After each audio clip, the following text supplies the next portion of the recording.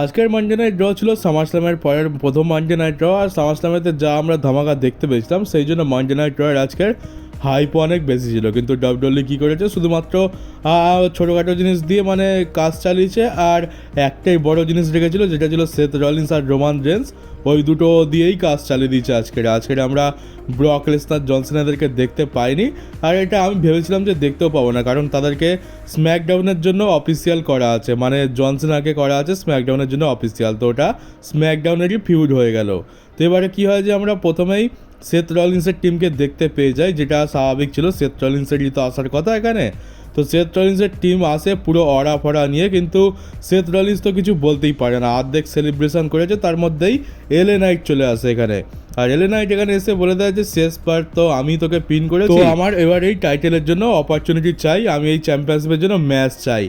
আর তা এখানে Seth রলিন্সের team বেশি কিছু বলতে পারে না, কিন্তু একটা জিনিস কনফার্ম হয়ে গেছে যে সেথ রলিন্সের টিমের নাম কী হবে। সেথ রলিন্সের টিমের নাম হচ্ছে দ্য ভিশন, এটাই হচ্ছে সেথ রলিন্সের টিমের নাম। আর যে ওরাকেল এতদিন চলছিল, ওই ওরাকেল হচ্ছে পল হেমান হেমানকে ওরাকেল বলা হচ্ছে, মানে ওরাকেল মানে হচ্ছে তো আকাশবাণী। এবার পল হেমান যেগুলো বলবে সেগুলোকে আমরা আকাশবাণী বা কোনো দৈববাণী হিসাবেই বলবো। এটাই বরঞ্চ ঠিক আছে, কারণ একটা এত ভয়ঙ্কর টিম আর তার সেই টিমের নাম হচ্ছে আকাশবাণী, এটা শুনতে তো খুব একটা ভালো লাগে না। বরং পল হেমান যে বলে যে আমি যেটা বলি সেটা কোনো প্রেডিকশন নয়, ওটা স্পয়লার, তো ওই স্পয়লারটাই হয়ে গেছে এখন আকাশবাণী, তো ওটাই খুব ভালো মানিয়েছে। সেথ রলিন্স যেহেতু ভিশনারি রেভলিউশনারি, তাই সেথ রলিন্সের ওপরে ভিত্তি করে এখানে ভিশন কথাটা দেওয়া হয়েছে। সেথ রলিন্সের টিমের নাম এখন থেকে দ্য ভিশন। আর তারপর এখানে দ্য টাকালা অ্যাডাম পিয়ার্স আছে, আর অ্যাডাম পিয়ার্স এটা অফিসিয়াল করে দেয় যে আজকে রয়্যাল মেন ইভেন্ট আমরা সেথ রলিন্স ভার্সেস এলএ নাইটের মধ্যে ম্যাচ দেখতে পাবো ওয়ার্ল্ড হেভিওয়েট চ্যাম্পিয়নশিপের জন্য। আর স্টেফনি ব্রেকারের সাথে তো নিয়মির ম্যাচ হবে, কিন্তু তার আগে আমরা ইও স্কাই ভার্সেস নিয়মির ম্যাচ আবার আমরা দেখতে পাবো পরের সপ্তাহে। এটা অফিসিয়াল হয়ে গেছে ওমেন্স চ্যাম্পিয়নশিপের জন্য। এটার পেছনে কারণ হচ্ছে যে ক্যাশ ইন করার আগে পর্যন্ত তো ইও স্কাই চ্যাম্পিয়ন ছিল, তো এই জন্য ইও স্কাইকে একটা রিম্যাচ দেওয়া হয়েছে। তবে জানি এখানে তো টাইটেল চেঞ্জ হবে না, ওই আমরা নিয়মিকে জিততে দেখবো, আর তারপর স্টেফনি ব্রেকার ভার্সেস নিয়মির মধ্যে ফিউড শুরু হবে ক্ল্যাশ ইন প্যারিসের জন্য। আর আমরা রুসেফ ভার্সেস সেমাসের মধ্যে ম্যাচও দেখতে পাই। এই ম্যাচটা কী হয়, যেটা এতটাই লড়তে মগ্ন হয়ে যায় যে এটা মারামারি করতে করতে এদের খেয়ালই থাকে না যে রেফারি কাউন্ট করছে, তো এদের ম্যাচ ডবল কাউন্ট আউটে গিয়ে শেষ হয়ে যায়। এরা ওই বাইরেতেই মারামারি করতে থাকে। তো এদের মধ্যে এখন আপাতত ড্র হয়ে রয়েছে, একটা সেমাস জিতলো, একটা রুসেফ জিতলো, আর একটা ডবল কাউন্ট আউটে শেষ হয়ে গেল। তো এদের ফিউড এখনও কন্টিনিউ চলবে। তারপর আমরা পেন্টা ভার্সেস গ্রেসন ওয়ালারের মধ্যে একটা ম্যাচ দেখতে পাই, যাকে অস্টিন থিওরি থেকে আলাদা হওয়ার পর গ্রেসন ওয়ালারকে আমরা মোটামুটি টিভিতে দেখতে পাচ্ছি, আর তার ম্যাচও দেখতে পাচ্ছি, কিন্তু অস্টিন থিওরি কোথায় হাওয়া হয়ে গেছে যা আমরা জানি না। তো এই ম্যাচে হওয়ার কি ছিল, গ্রেসন ওয়ালারের তো অতটাও দম নেই, এখানে পেন্টা গ্রেসন ওয়ালারকে খুব সহজেই হারিয়ে দেয়। এরপর আমরা সামারস্ল্যামের একটা রিম্যাচ দেখতে পাই ওমেন্স ট্যাগ টিম চ্যাম্পিয়নশিপের জন্য। শার্লেট ফ্লেয়ার আর অ্যালেক্সা লুইস তাদের ট্যাগ টিম চ্যাম্পিয়নশিপ ডিফেন্ড করছিল রাকেল রড্রিগেজ আর রক্সিনের এগেনস্টে। আর এই ম্যাচে কি হয়, যেখানে শার্লেট ফ্লেয়ার আর Alexa Lewis title successfully return করে নিয়েছে, যেটা আমরা খুব ভালো করে জানতাম, কারণ এখন এদেরকে নতুন চ্যাম্পিয়ন বানিয়েছে, এদের টিমটাও বেশ ভালো চলছে এখন, তো এদেরকে কেনই বা এখন হারাতে যাবে। আর আজকের আমরা ডমডম ভাই ভার্সেস ড্র্যাগন লির মধ্যে ম্যাচ দেখতে পাই, আর আজকের এই ম্যাচের মধ্যে দুটো এল গ্র্যান্ডে একসাথেই চলে আসে, মানে লুড্রি কাইজারের এল গ্র্যান্ডে আর পিট ডানের এল গ্র্যান্ডে, আর দুজনেই এসে ইন্টারফেয়ার করে। রেফারি তো বহুত কনফিউজ হয়ে যায়, আর ড্র্যাগন লির তো অবস্থা খারাপ হয়ে যায়, ভাবছে যে আগে একটা ছিল তখনই এত ঝামেলা, এখন তো দুটো চলে এসছে, আর যার লাভ উঠিয়ে আমাদের ডমডম ভাই ড্র্যাগন লিগে হারিয়ে দেয়। আর একটা সময় পর গিয়ে আমরা দেখবো যে আমাদের চ্যাড গিবাল ফিরে এসছে, আর তখন তিন দিক দিয়ে তিনটে এল গ্র্যান্ডে এসে ইন্টারফেয়ার করছে।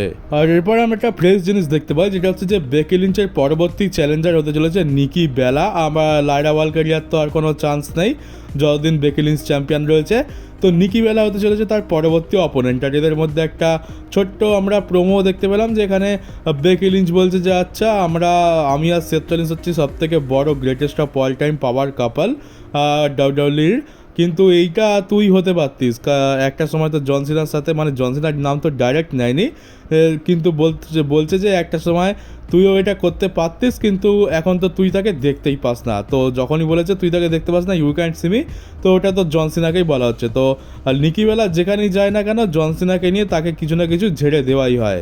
আর বেকি লিঞ্চ ভার্সেস নিকি বেলা, এই ম্যাচটা তো ভালো হবে মনে হচ্ছে, কারণ বেকি লিঞ্চ তো পুরনো সুপারস্টার আর নিকি বেলা তার থেকেও বেশি পুরনো সুপারস্টার।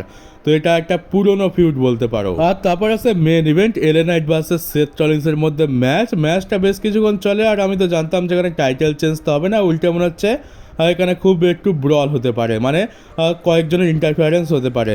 তো এখানে ব্রন ব্রেকার আর ব্রনসন রিড তো আসে না, কিন্তু সিএম পাঙ্ক চলে আসে। সিএম পাঙ্ক এসে সেথ রলিন্সের উপর অ্যাটাক করে দেয়, এটা তো স্বাভাবিক ছিল।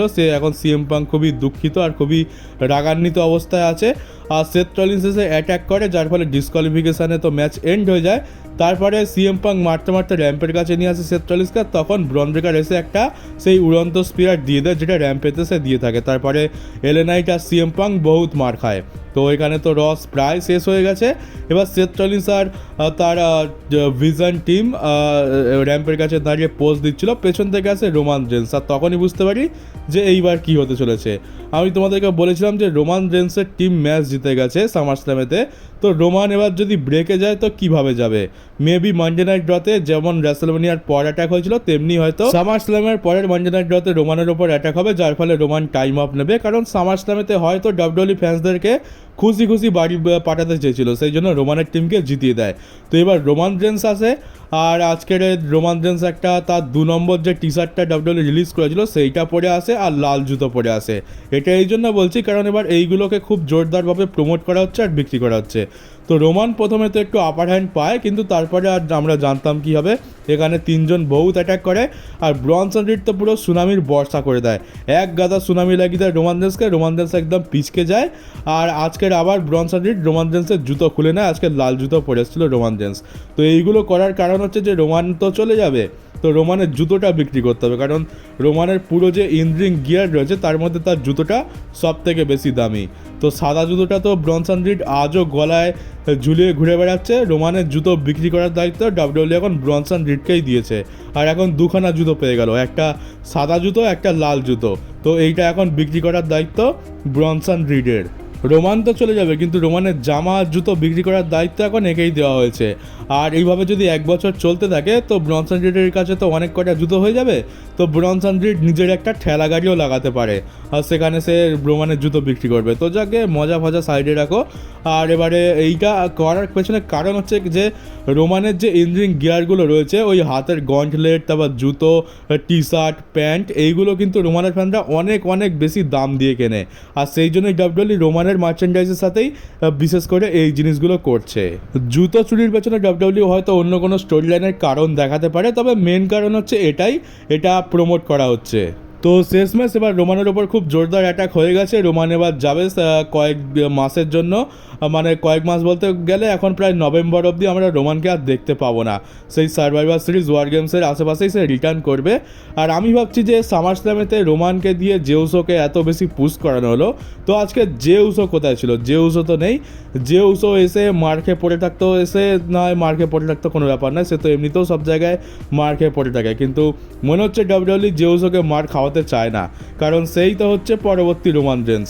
তো সেই জন্য হয়তো জেউসও আজকের আর আসেনি। তো আজকের মানডে নাইট ড্র বলতে গেলে পুরো মানডে নাইট ড্রতে তো তেমন কিছু দেখতে পেলাম না, ওই রোমান আর সেথকে দিয়েই আজকের কাজ চালানো হয়েছে। আর স্ম্যাকডাউনে মেবি আমরা কোডি রোডস, জন সিনা আর ব্রক লেসনার এই 3 জনকেই দেখতে পাবো। তো স্ম্যাকডাউনটা মনে হচ্ছে খুব জোরদার হতে চলেছে। তো চলো গাইজ, এই ছিল আজকের Monday night draw review video. কেমন লাগলো আজকের ড্র আর আমার রিভিউ ভিডিও সেটাও কমেন্ট বক্সে অবশ্যই জানিও। আর নতুন হয়ে থাকলে চ্যানেলটাকে অবশ্যই সাবস্ক্রাইব করে নোটিফিকেশন বেলটাকে অন করে দিও। তো চলো দেখা হচ্ছে তোমাদের সাথে ডাব্লিউডব্লিউই নতুন একটা নিউজ ভিডিওতে।